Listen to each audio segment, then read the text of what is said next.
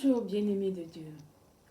Les récentes manifestations artistiques relatives à l'ouverture des Jeux olympiques de Paris 2024 ont dévoilé l'état d'esprit du monde qui nous environne et nous ont aussi fait prendre conscience que nous vivons une période de réveil en France. Et lorsqu'un mouvement de réveil prend place, un mouvement de contre-réveil se lève aussi.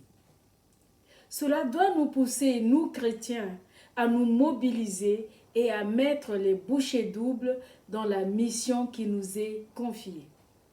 Notre passage du jour vient de 2 Timothée chapitre 4 verset 2 où l'apôtre Paul exhorte son fils spirituel Timothée ainsi.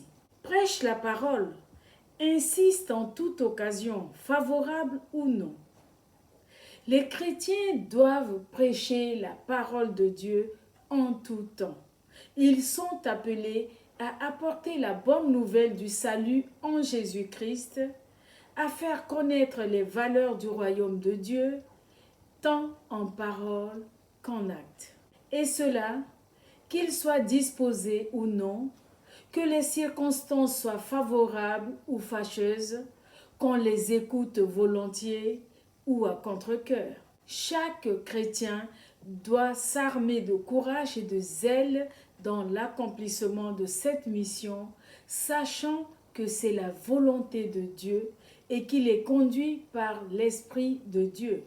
Quel a été le comportement de notre Seigneur Jésus alors que les complots et les persécutions contre lui faisaient rage? Jésus continuait à prêcher, à parler du royaume de Dieu et à guérir tous ceux qui en avaient besoin.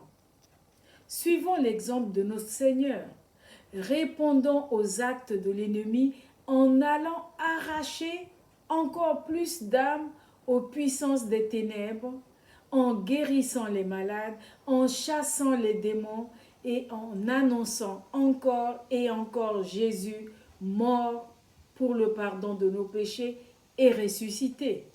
Provocation, outrage, blasphème ou autre, qu'importe, notre réponse doit être biblique.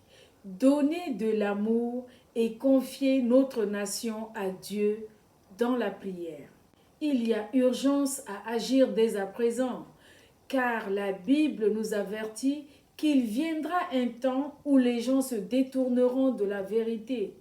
Ils se lasseront d'entendre l'évangile de Christ, préférant se tourner vers des fables du monde.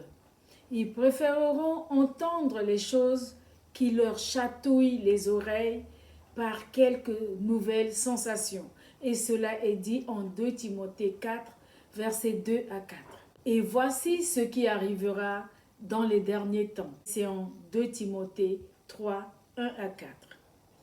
Sache que dans les derniers jours, il y aura des temps difficiles. Les hommes seront égoïstes, amis de l'argent, fanfarons, hautains, blasphémateurs, rebelles à leurs parents, ingrats, dépourvus de respect pour ce qui est sacré, sans cœur, sans pitié, calomniateurs, incapables de se maîtriser, cruels, ennemis du bien. Emportés par leur passion et enflés d'orgueil, ils seront prêts à toutes les trahisons. Ils aimeront le plaisir plutôt que Dieu.